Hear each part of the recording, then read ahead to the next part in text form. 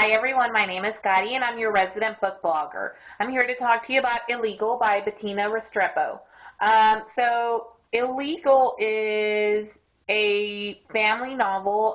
You won't find romance, but you do find family love, which I think is important. I haven't seen a YA novel in a while where there's not a love interest. This is more about family, and it's a really great story. It's very touching. It's a story about Nora, who her dad left Mexico because they weren't making it, so he decided to come to the U.S. illegally to find a job and to hopefully send back money and hopefully make enough money to where he would be able to return and they'd be able to live okay.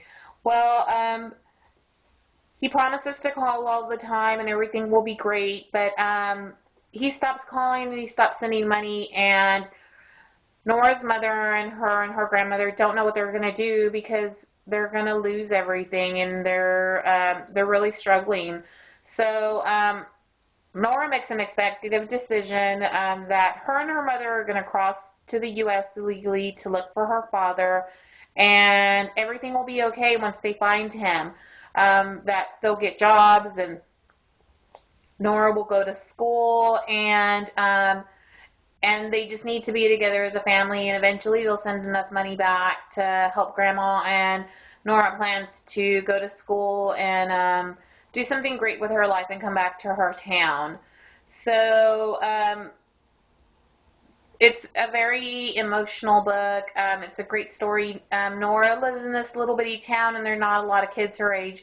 So at the beginning of her journey, she's very naive, which is pretty standard and normal for somebody who grew up in the middle of nowhere with no one else around except her mom and her grandma some friends of the family, which are like the banker and then there was the church, but even it got so bad that the church closed and moved away.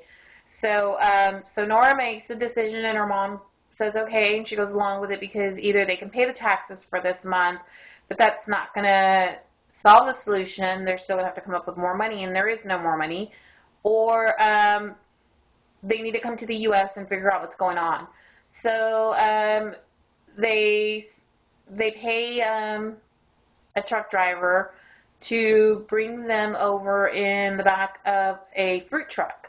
So they're in an 18-wheeler. They're going to be hiding in the back, and the guy's going to bring them to Houston.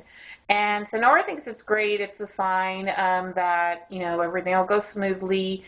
But the trip is horrible. The guy doesn't stop once to let them go to the bathroom, to get some fresh air, to get some food. Nothing. I mean, her mother is close to dying in that truck because it's suffocating. It's summertime in Texas, and they're in the back of this truck, and the only thing they have with them is 2 gallons of water. They don't have any food. They don't have anything, and it's about, I would say, like a 9-hour journey. So it's really hard, and if they get caught, they're just going to get sent back, and they lose all their money. They lose everything. So it's a one-shot deal.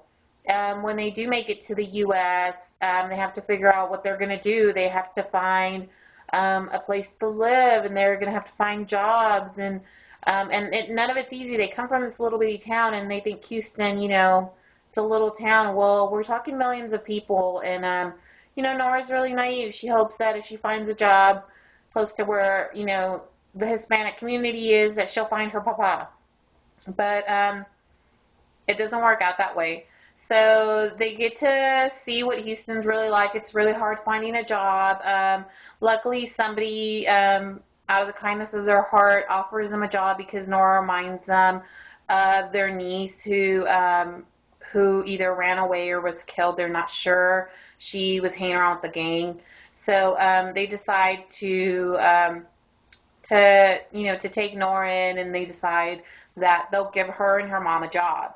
And so they have to go through the process of finding fake papers, and Nora gets to see what life is like. And so anybody she sees, she asks if they know her dad, and they start finding little trickles of clues come in, and they're trying to find him, and so it's very hard. I mean, they end up living in a really dingy one bedroom place where rats are, and it's just it's far from home, and they she has one pair of shoes, and she doesn't speak the language, and it's a really hard struggle, and it's so reminiscent of what people actually go through every day. There's people that come here illegally, and I know it's a really tough subject right now, but it was really hard, and I know a lot of people.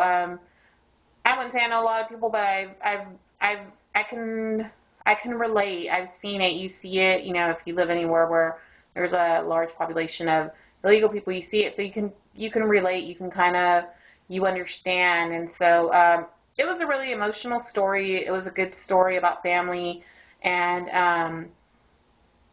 what it feels like to walk in those shoes, to go through that. It's very real, and it's a great story. So I would highly recommend it to anyone. I could see this having very good movie potential. I could see it being translated.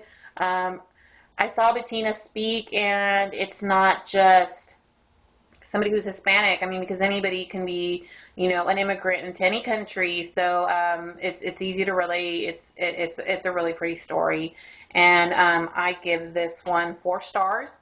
I think it's a great book. It's her debut YA novel. So I would say pick this up. I really think it's an interesting story, and I think you'll really enjoy this one. So I know I really did, and like I said, I met Bettina, and when she did her reading, I was so close to tears, just because it's a great story. And to hear her read it, she puts all of that emotion into it, and it's really interesting. So if you get to see Bettina, or I would say definitely go and see her if she's in your town.